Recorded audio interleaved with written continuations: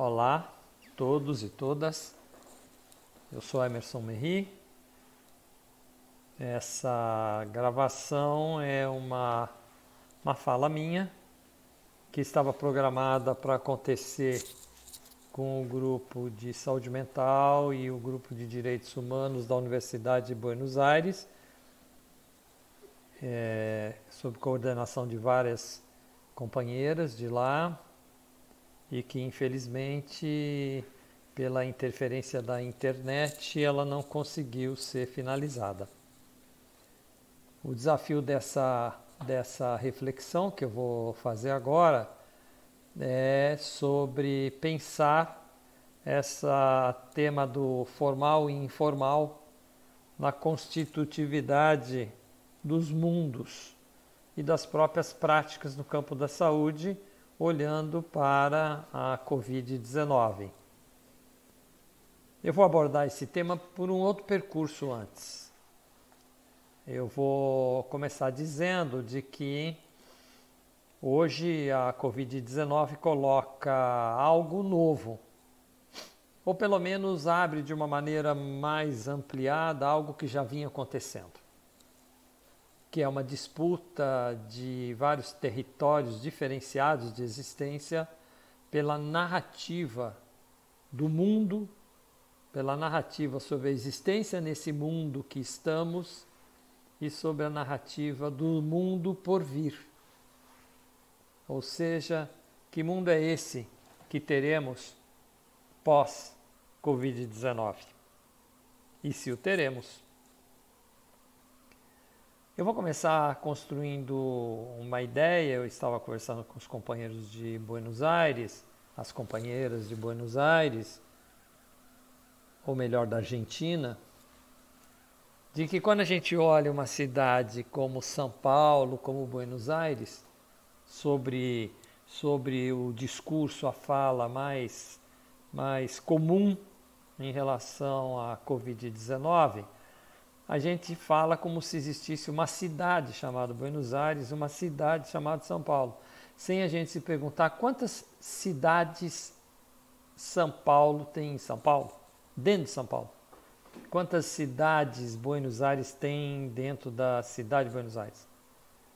E eu poderia dizer que as experiências, as experimentações de vida, de existência, dos diferentes coletivos que vivem nisso que nós chamamos de cidade de Buenos Aires ou cidade de São Paulo, não são comum.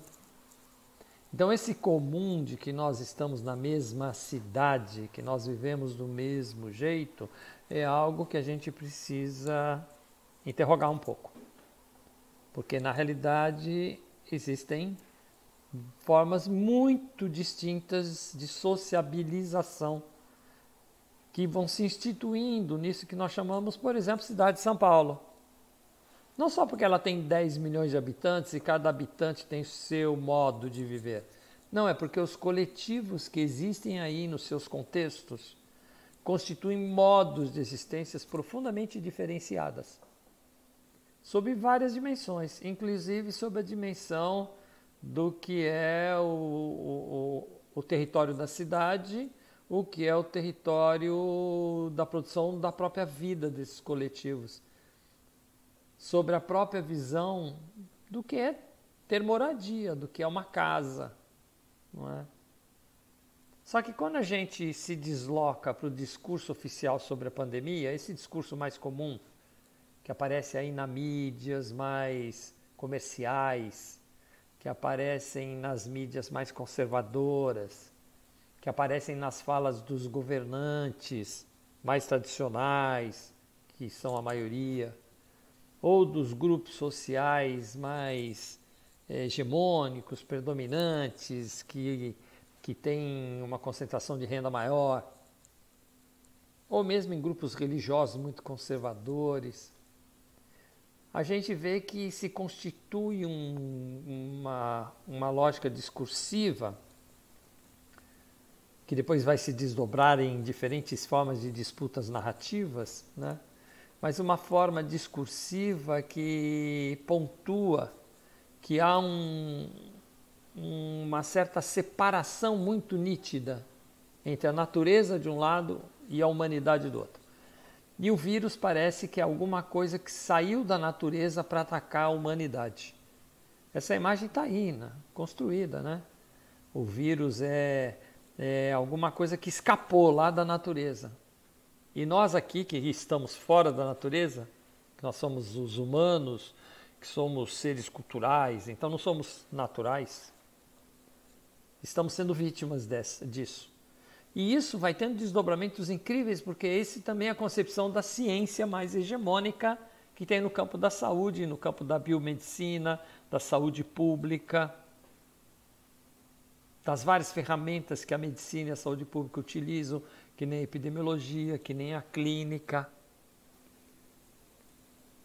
que vai construindo uma certa noção de que essa separação ela é tão nítida, tão clara, que existe uma história natural do vírus que vai tomando posse de nós, os seres não naturais. E que aí nós vamos ter que obedecer essa ritualística natural que o vírus vai nos impondo.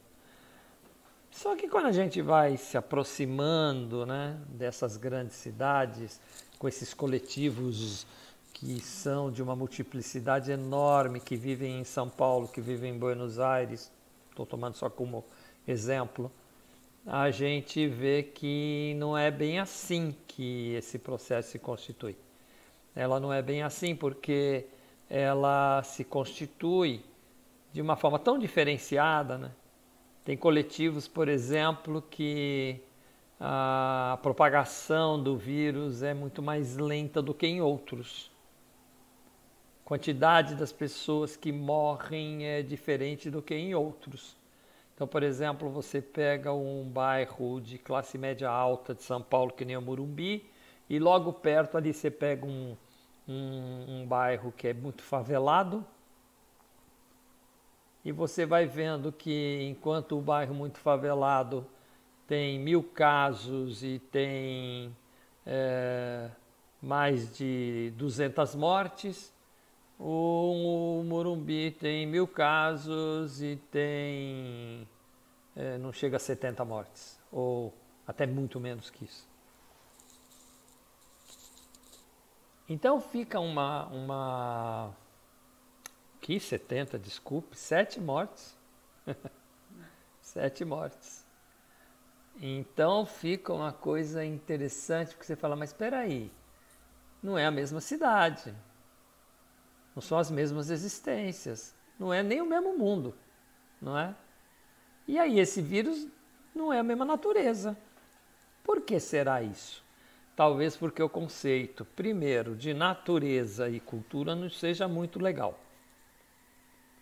O Krenak, Ailton Krenak, um indígena brasileiro, aliás, para mim, um dos maiores antropólogos da nossa civilização ocidental, o Ailton Krenak, ele diz de que, na realidade, produzir a vida é a grande expressão do que é a natureza. E, portanto, onde há produção da vida, ali está a natureza. E a grande questão é de que maneira esses modos de produzir a vida, como natureza, negocia com todos os outros lugares de produções de vida que também são natureza.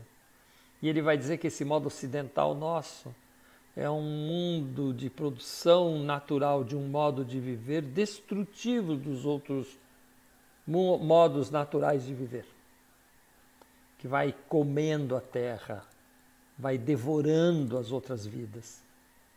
E a gente sabe que vai devorando, inclusive, as vidas por dentro desse mesmo coletivo chamado humanos. Humanos que devoram a vida de outros humanos.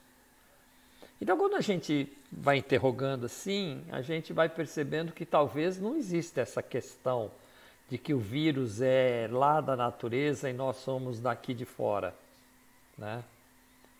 Talvez o que exista mesmo é que todos nós somos da mesma natureza e estamos tão imbricados com os modos como temos produzido os nossos modos de viver. Só que quando a gente vai olhar ali a forma como esses grupos predominantes vão construindo o discurso, eles vão reforçando exatamente o contrário.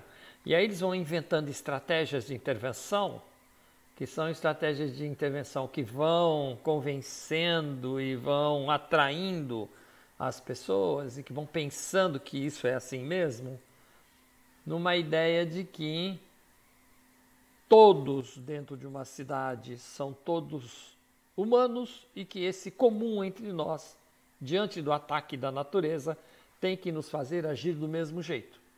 Então o isolamento social tem que ser igualmente cumprido, porque todos podemos cumpri-la. E aliás é o que nos resta fazer.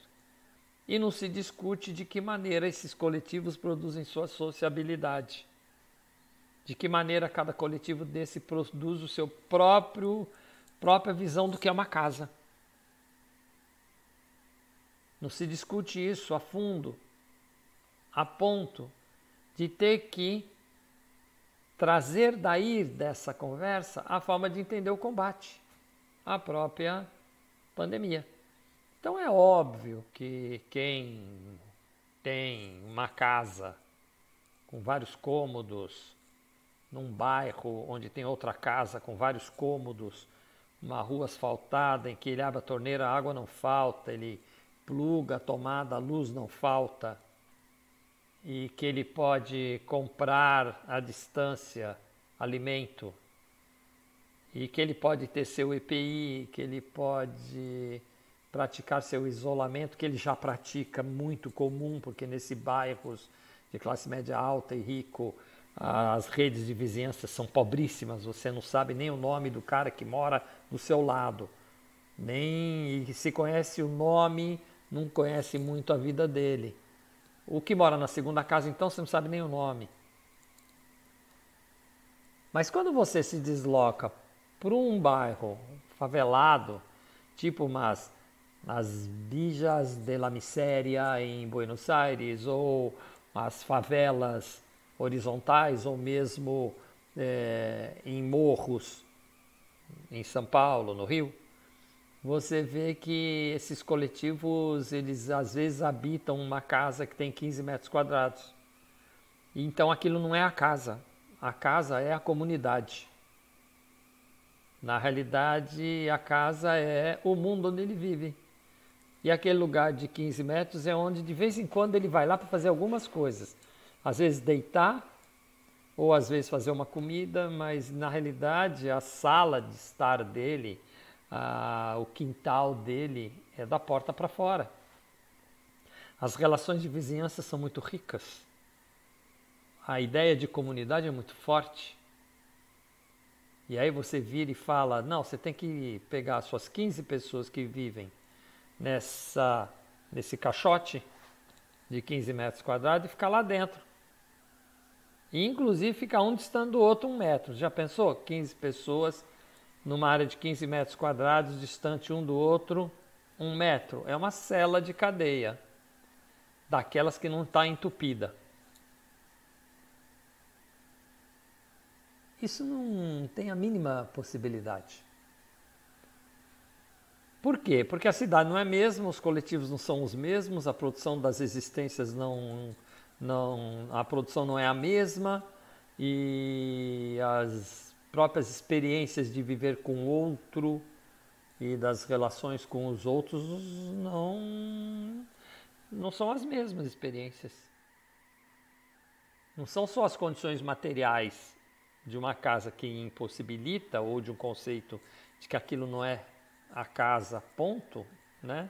Que a casa também está ali fora, mas a ideia de que as relações de vizinhança constituem a natureza da produção da vida ali. Voltamos à natureza de novo. Nós somos natureza ao produzirmos nossas vidas.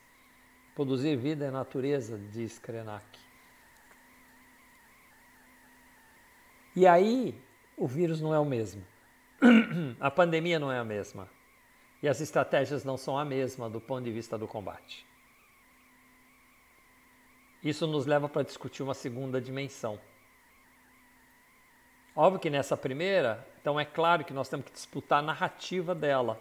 Nós temos que desmontar essa visão simplista. E a segunda também, porque nos leva então para uma ideia das estratégias de combate nos vários campos. Eu vou pegar o campo da saúde, que é onde eu me insiro. Nesse campo da saúde, a gente pode olhar sobre as tecnologias de cuidado que são utilizadas. Ora, o que nós temos visto como hegemônico, como predominante da biomedicina, é um empobrecimento incrível das estratégias de cuidado nos territórios onde as pessoas vivem, nas tecnologias de cuidado relacionais, aquelas que produzem acolhimento, vínculo, capacidade de escuta e de conversa, construção conjunta de projetos terapêuticos, essas tecnologias relacionais leves. E a gente vê o contrário, um deslocamento para o campo das tecnologias materiais mais duras, tecnologias duras, que deveriam ser utilizadas mais na retaguarda ali dos hospitais e que são de altíssimo custo. E o modelo de enfrentamento da pandemia parece esse modelo de você ficar aquartelado lá no hospital ou nas portas de urgência e emergência esperando as pessoas virem. Bom, isso é a derrota pura. Isso é a derrota pura. Porque você desprezou todo um campo de tecnologias de cuidado que são altamente competentes e muito mais baratas de serem feitas. Então você imagina com o valor de um respirador, por exemplo, São Paulo, parece que semana passada foi comprar um respirador, o governador teve que pagar R$180 mil. Então você comprar um respirador por R$180 mil, que vai ficar 20 dias numa pessoa, e não sabe se ela vai sair viva ou não. Não que você não tenha que ter o respirador para os menos de 5% que vão chegar a precisar disso, mas imagina se você pegar o valor de R$180 mil e equipar os agentes comunitários de saúde, equipar os médicos de família, equipar as enfermeiras de família, equipar as equipes de saúde que atuam nos territórios da vida para ir lá visitar as pessoas, conversar quem está com sintoma, quem não está, orientar as pessoas e discutir com elas as dúvidas, os medos, criar estratégia com elas de como é que elas podem se proteger melhor, como que a vizinhança pode construir mecanismo de cooperação. E ali também tem um pouco de tecnologia material. Por exemplo, tem que ter caneta, tem que ter papel. Você pode ter um oxímetro, que é baratíssimo, para saber se tem gente com problema de oxigenação. Você pode ter um aparelho de pressão, você pode ter um termômetro. Mas olha a diferença de valor, olhando lá o respirador, né? E o que pode acontecer quando você faz isso no campo das tecnologias de cuidado? Você pode diminuir o fluxo de pessoas que saem do território da vida e vão lá para o hospital. Não tem essa história natural de que cada 100 casos, 5 vão ter que precisar de respirador. Não existe isso. Isso é mentira. Isso é pelo modelo de intervenção. As tecnologias de cuidado no território podem diminuir muito o fluxo para a necessidade de respirador. Só que nós não estamos fazendo isso. Só que a mídia comercial, a mídia hegemônica, o discurso médico, o discurso governamental, eu não estou falando aqui do governo nacional brasileiro, estou falando do discurso mesmo dos governos de municípios, fala sempre a mesma coisa e trata todos os coletivos de uma cidade como se fossem iguais, como se todos tivessem o mesmo conceito de casa, o mesmo modo de viver com a vizinhança, os mesmos níveis de relações nas suas existências. Então, se tirar a consequência de que o vírus não é natureza e nós humanos é que estamos sendo agredidos, para também vir aqui questionar o olhar biomédico, sanitarista clássico, sobre as estratégias de combate ou de enfrentamento, porque isso não é uma guerra, né? De enfrentar a instalação e expansão da pandemia, ela já tem mostrado no mundo que os resultados são muito diferenciados dependendo do que você está fazendo. Para mostrar que, inclusive, não tem uma história natural. Então, por exemplo, a Nova Zelândia, que se antecipou à existência de casos, a Nova Zelândia não teve nem curva. Eles hoje, depois de meses, estão com 20 mortes. Eles se anteciparam, eles já fizeram controle das pessoas, já faziam geoprocessamento, acompanhamento, iam nos lugares. Tem gente que diz que a China só controlou porque foi autoritária e impediu. A China botou milhares de trabalhadores indo nas casas, inclusive para monitorar quem era o contato daquele que teve febre ou estava com suspeita de Covid, ir atrás dos contatos fisicamente, não era só por celular, não. Então tinha que equipar esses trabalhadores e isso daí eles conseguiram fazer um controle incrível. Então acho que esse é um tema que nós temos que olhar, é um tema que é fundamental para a gente compreender o que são as questões formais e informais, as redes formais e as redes informais de produção da vida. Nem todos têm as mesmas redes, mesmo que aparentemente as redes formais sejam de oferta igualitária. Elas não são, não é? Então imaginar que a rede formal de serviço de saúde que produz cuidado, ela é igualmente distribuída para todos os coletivos dentro de uma cidade habitada por humanos, isso é uma fantasia ou um fake news. Que elas não são assim, não é? Nós sabemos, tem tantos estudos sobre a desigualdade do acesso entre as diferentes populações dentro de uma cidade, aos serviços de saúde, por exemplo, não é? Bloqueios para uns e facilitação de acesso para outros a certas tecnologias duras, leves, né? A gente sabe que esse processo das redes formais, elas não são nem constituídas igualmente nos territórios das vidas. Qual é a oferta que tem no campo da educação, no campo das redes de proteção social num bairro favelado?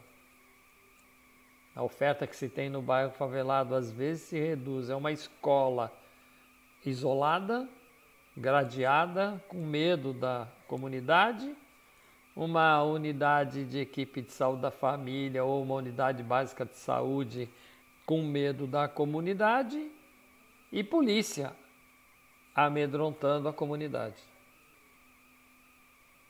Aí você vai para um outro bairro que as pessoas nem usam os equipamentos sociais que aí tem, e você encontra escolas, unidades de saúde, a polícia educada, que não sai batendo em qualquer branco desses bairros, não é?